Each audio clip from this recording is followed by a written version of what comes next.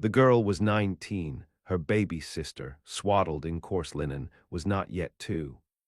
They stood barefoot on the splintered stage behind the livery house, faces turned to the sun as if it might blind them from the truth. Dust choked the town of Gannett's Hollow that summer. Dry winds scoured the hills. Trees died standing up. Men with spurs and hollow cheeks gathered where the sheriff's voice rang out, announcing the auction like it were any other trade: horses, tack, cattle. But it was children. They'd come from a burned-out homestead east of the canyon rim. The girl's name was Mercy. Her sister's name was Lark. Their mother had died in the fire. Their father had hung 2 weeks later after someone found the still under the barn floor. Nobody spoke much of what really happened, or why a family burned alive in the first place. Folks in Gannett's Hollow liked things simple. Lawless things scrubbed clean with rope and heat and God's silence. Mercy stood stiff as a stake when they put her up first. Her brown dress clung to her bones, faded and ash-stained. Her eyes met the crowd once, fast as a flinch. Then she looked down. "No kin claim 'em," the sheriff said.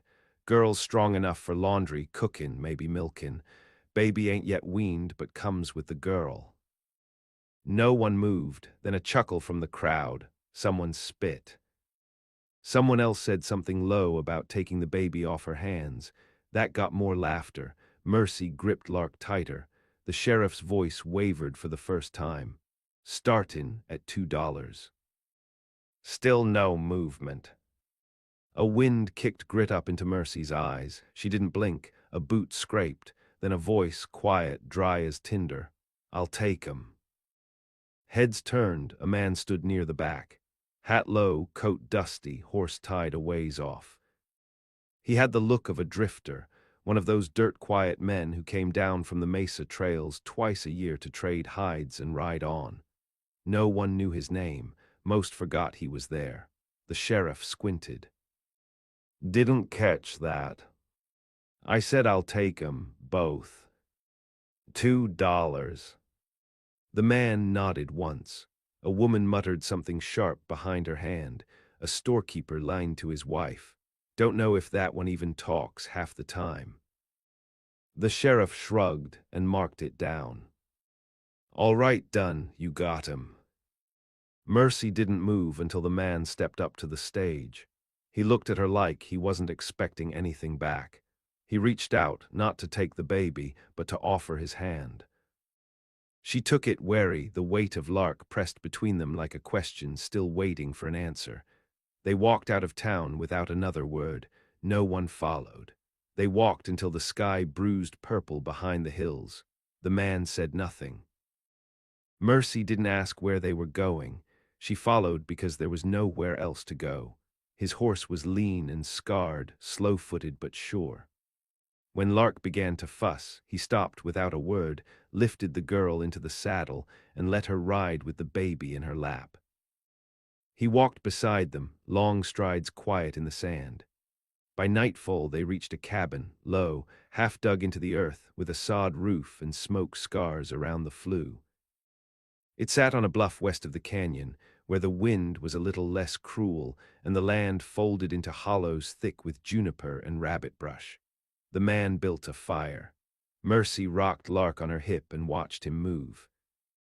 He didn't ask her name, didn't tell her his, just pointed to a bedroll near the hearth and said, "You sleep there." She nodded. Lark whimpered. He glanced over. "There's goat milk on the shelf, pot's warm." That was all. In the days that followed, they settled into something shapeless but steady. The man left early, returned with meat slung over his shoulder, sometimes with pelts, sometimes bleeding. He carved hides on the porch. Mercy fetched water from the stream that wound through a stand of aspen a mile down.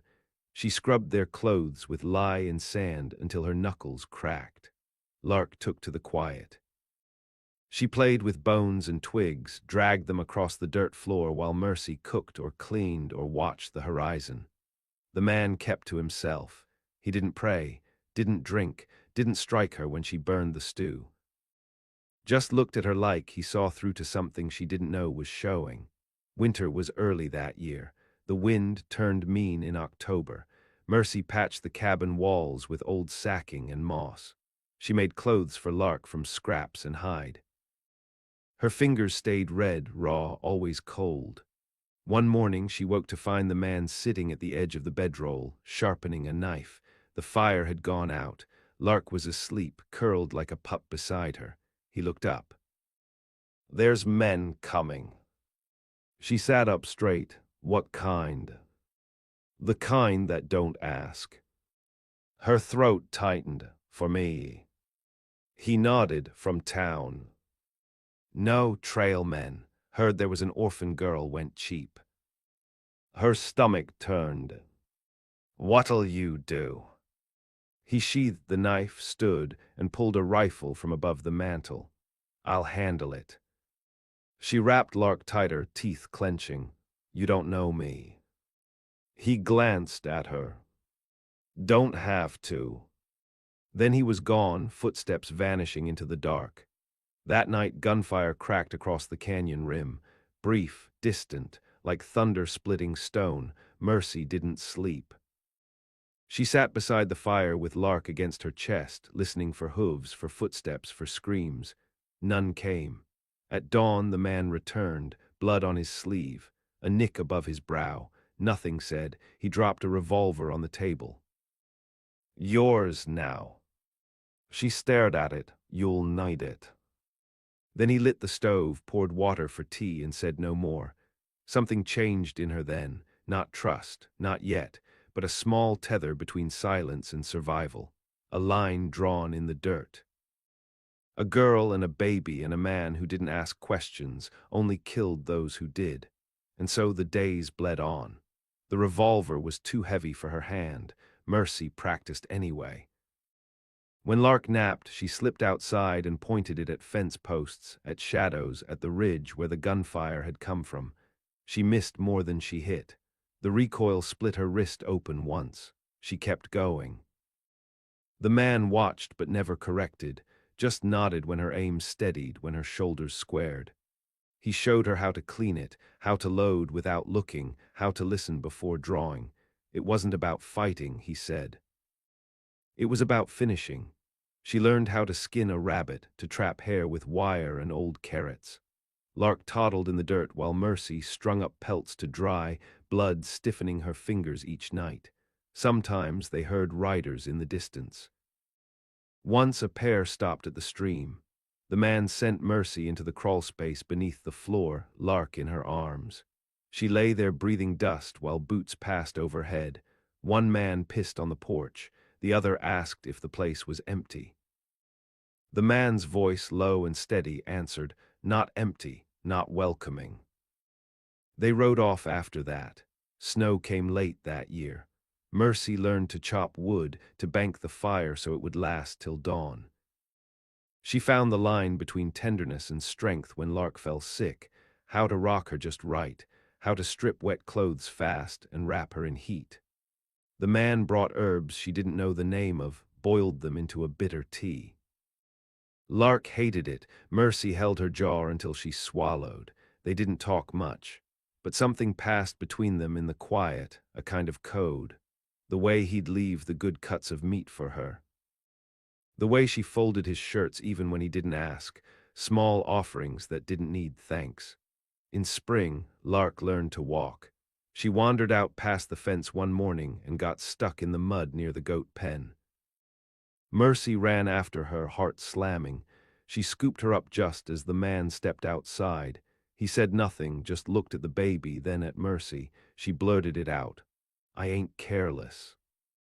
He nodded. "Didn't say you were." "I watch her all the time."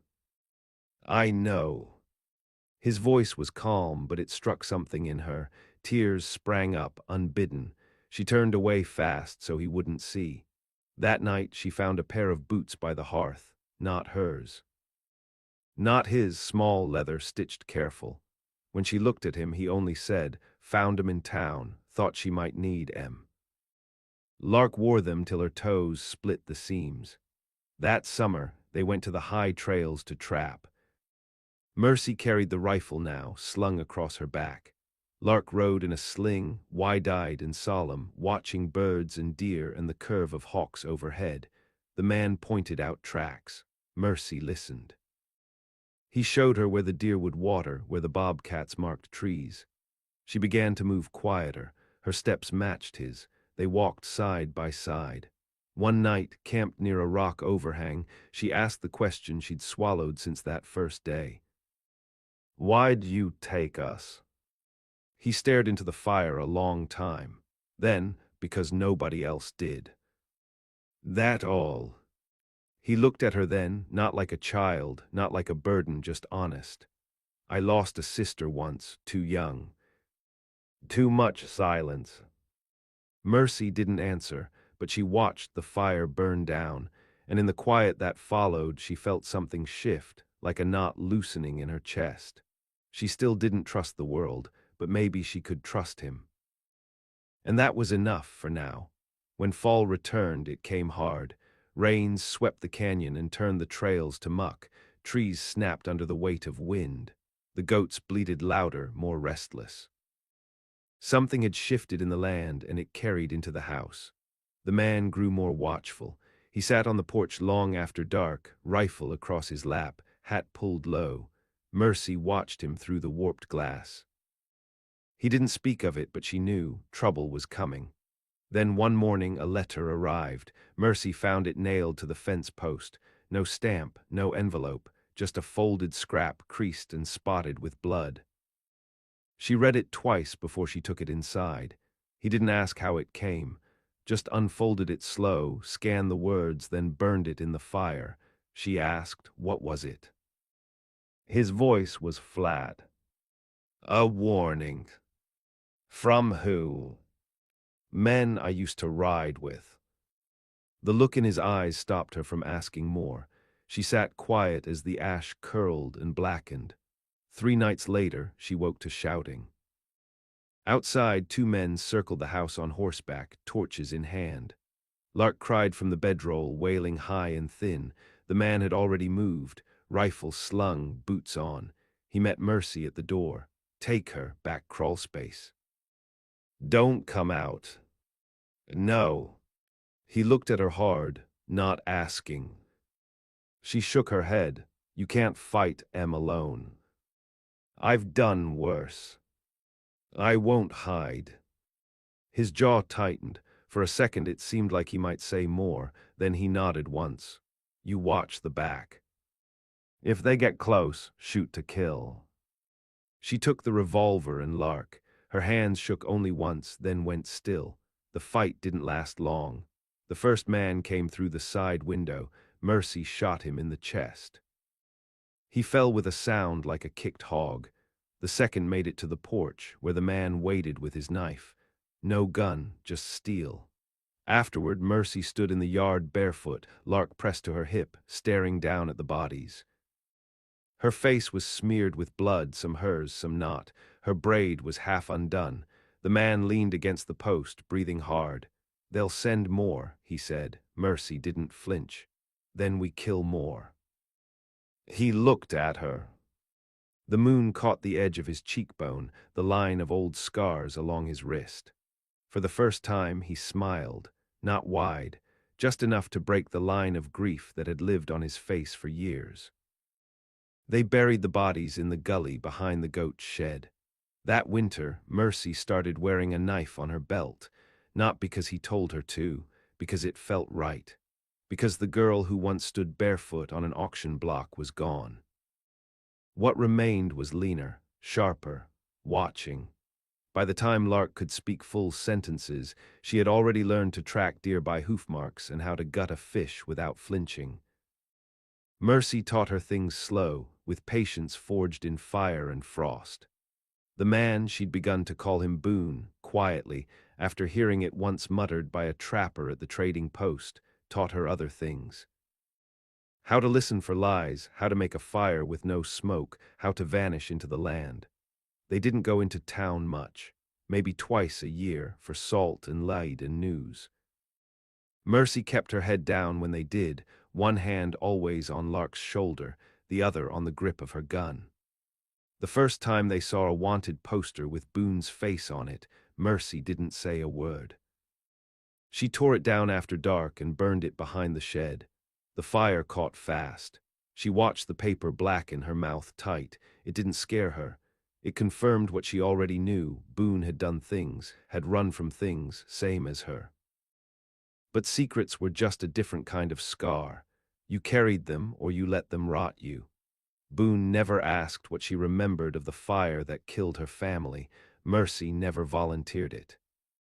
But some nights when Lark was asleep and the coals burned low, he'd talk about the war.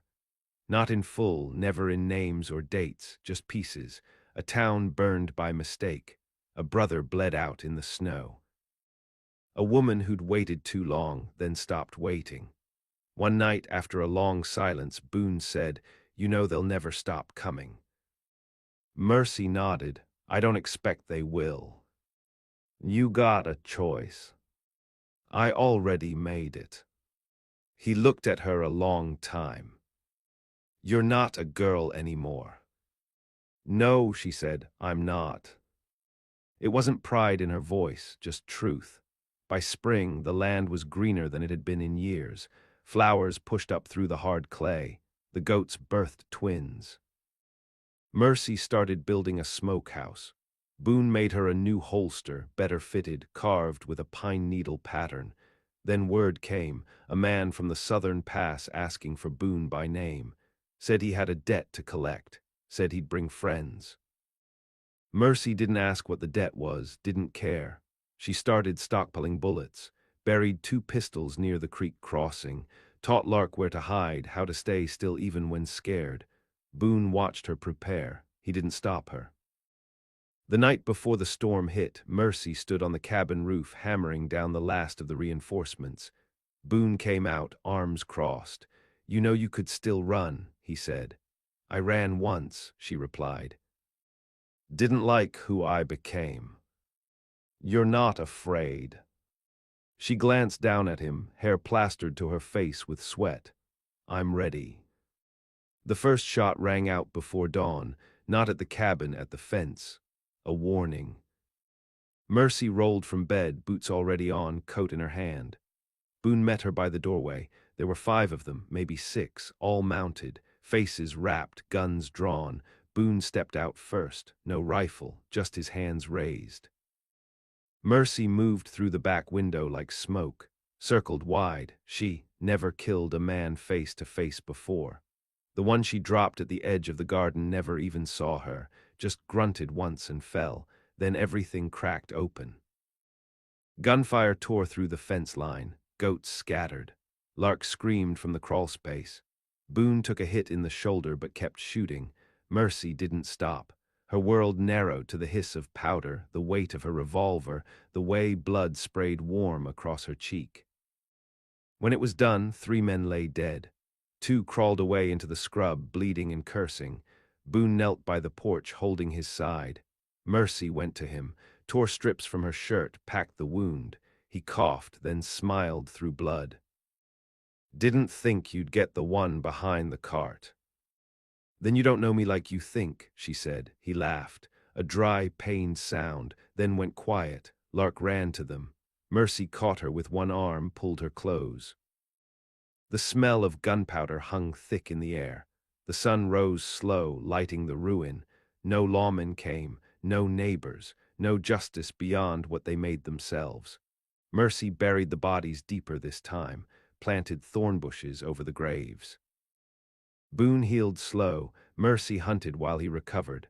Lark started drawing things, knives, wolves, fire, and the silence that followed was not peace but something close to it, a kind of space to breathe between storms. The cabin stood, scarred but upright. Mercy rebuilt what she could, patched the holes in the door, replaced the broken rafters. Lark followed her everywhere now, asking questions, mimicking her gait, gripping a stick like it was a rifle. Mercy never discouraged it. The world didn't give girls like them the luxury of softness. Boone limped for weeks, favoring his left side. The bullet hadn't gone clean through. She dug it out herself with a rusted knife and grit between her teeth. He hadn't made a sound. When he was strong enough, he taught Mercy how to read a blood trail even after rain, how to set bone with splints made from ashwood. In return, she taught Lark to tie knots and gut trout and shoot straight with a short-barrel pistol they called the Little Roar. Trouble quieted but didn't vanish. A trader named Jonah rode up in late July, dust-caked and trembling. He didn't get off his horse, just tossed a parcel and rode out again. Inside was a map, a handful of silver coins, and a torn corner of parchment marked with Boone's name, and below it Mercy's, not her full name. Just enough to sting, she showed it to him without a word. He ran a hand down his jaw. They're looking higher now, not just for me. Who gave them my name? He didn't answer right away. I told a man once, he said finally, that I'd taken in a girl with fire in her. Might have bragged too loud. Mercy folded the map and set it in the fire. Then we make them regret ever looking. Boone didn't smile, but his eyes hardened. They'll come in groups, better armed, with names. Maybe badges. Mercy nodded. They won't leave with either. So they prepared again, not like before, deeper this time. Mercy started caching weapons in hollow logs, digging trenches near the tree line. She mapped the ridge with her own hand, marking lines of sight, choke points, blind corners. She trained Lark harder, too. The girl was barely 7, but fast, sharp-eyed. Fierce in the way feral things are when they've only ever known the edges of safety. Boone made her a sling for carrying rounds. Mercy braided her hair tighter, cleaner. The braid had become something sacred, like a tether to the girl she used to be and the woman she had to become. Then one night Mercy spotted a campfire in the hills. Too far for a casual traveler, too still. They didn't wait for daylight. She left Lark with Boone and went alone, crawling low through scrub and sagebrush. When she reached the ridge, she saw 4 men, 2 sleeping, one cleaning his rifle, one pacing. She didn't kill them, she listened, and what she heard burned cold. They weren't just bounty hunters, they were hired, someone from the east. Someone who had bought land rights to the canyon and didn't want squatters. Especially not the kind who killed men and taught little girls to shoot. She slipped back before dawn. Boone waited on the porch. Lark slept beside the fire. Mercy stood in the doorway, dust on her cheek, wind in her braid. "We're not running," she said. "No," Boone said, "we're not." But this time it wouldn't be just a skirmish. It would be war. And Mercy, once sold for $2 on a splintered stage, now stood ready to command it. The day they came, the sky was white with heat. No wind, no sound, just the hush that settles before something breaks. Mercy rose early. Buckled her knife, checked her pistol, braided Lark's hair tight, kissed her forehead once. Boone loaded his rifle in silence. No speeches, no promises. They hid Lark in the old root cellar, deep enough she wouldn't hear the first screams. Mercy gave her a small knife and a rule: don't come out until it's quiet or until Boone calls you by name. Lark didn't cry, just nodded, her little face stone-hard, eyes burning. By noon, the riders crested the bluff, 8 in all. Fresh coats, fine horses. One wore a badge, another had papers. The one in front, sharp-bearded and pale, spoke first. "You're squatting on land owned by the Wilcox Trust. I'm here to see you off." Boone stepped forward. "Ain't nobody here trespassing. We made this ground ours by blood." The man laughed. "Then I'll bury you in it." Mercy was already moving. They rigged the ridge with traps, snares, wire, pit hollows covered with sage. The first 2 horses fell screaming, the others scattered. Boone opened fire from the porch. Mercy circled wide, rifle across her back, 2 pistols on her hips. The first shot dropped a man where he stood. She moved like a ghost through dribbrush and rock, picking them off one by one. No words, no mercy. Her heart beat steady. Her blood stayed cold. Boone covered the south edge, where the badgeman tried to flank. He took a hit to the thigh, went down cursing, gun still firing. Mercy doubled back, found Boone bleeding, face pale.